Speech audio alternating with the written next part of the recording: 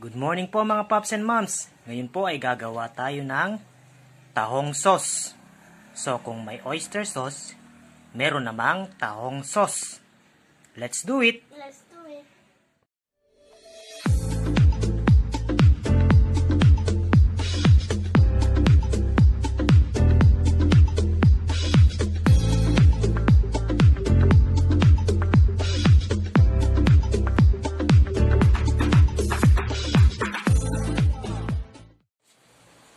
Yan po mga Pops and Moms, pakuluan muna natin ang ating tahong. Then pag kumulo siya, yung sabaw niya, yun ang gagawin nating sauce. Antayin lang po natin siyang kumulo. Yan po mga Pops and Moms, kumukulo na po ang ating tahong. Ngayon, hiwalay na natin ang tahong. Then gawin na natin ang ating sauce. Tahong sauce. Yan po mga Pops and Moms, gawin na po natin ang ating tahong sauce. Maglagay po tayo ng soy sauce, 1 tablespoon.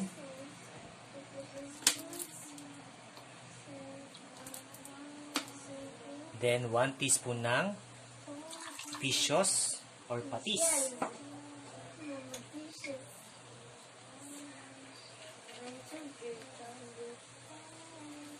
Then sugar, 2 tablespoon.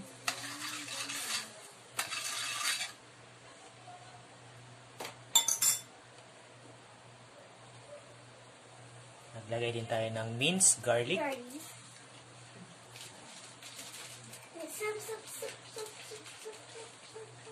Then black pepper. Antayin lang po natin siyang kumulo. Then, lagyan natin siya ng cornstarch pampalapot.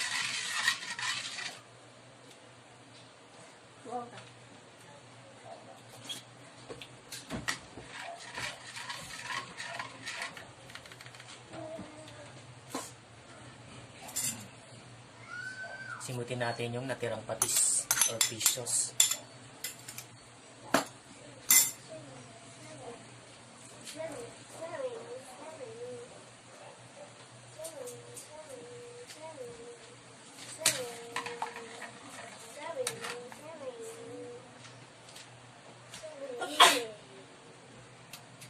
Ano ba naman yan? Paano ko matatapos?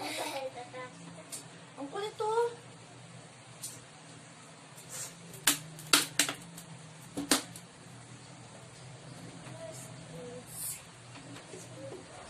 Ako na naman. At pa po tayo ng 1 tablespoon of soy sauce. Kasi medyo matamis nung tinikman ko eh. Ako na naman. Oh, wait lang. Ako na mix na. At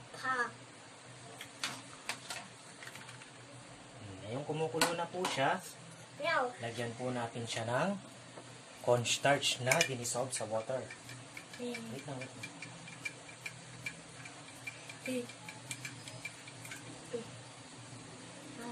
Mapasok ka. Galing. Tama na. Then haluin po natin siya. Haluin mo. Anong ganun?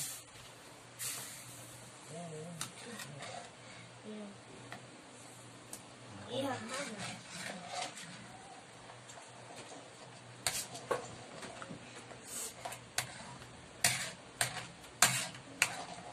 Haluin lang po natin siya hanggang sa lumapot. Pag hindi pa po siya masyadong malapot, add lang po tayo ng cornstarch.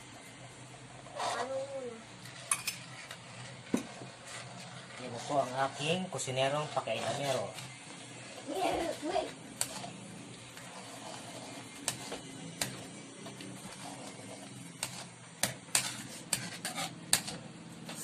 na po mga Pops and Moms, malapot na po ang ating tahong sauce. Pwede na natin itong i-serve, ilagay sa plate. Then kung may namumuo po siyang harina, salain po natin siya. Yan po mga Pops and Moms, salain po muna natin ang ating tahong sauce para mawala yung buo-buo.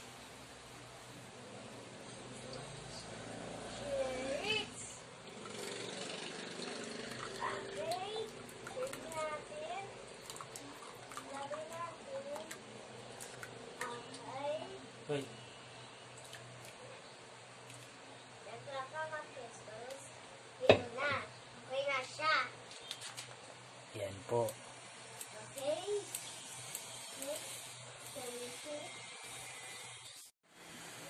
Ito na po ang ating tahong sauce. Nilagyan ko lang po siya ng toppings na tahong sa ibabaw para mas magandang tignan. Pwede nyo na siyang ihalo sa mga lulutuin yung ulam. Parang oyster sauce lang din. Oyster sauce.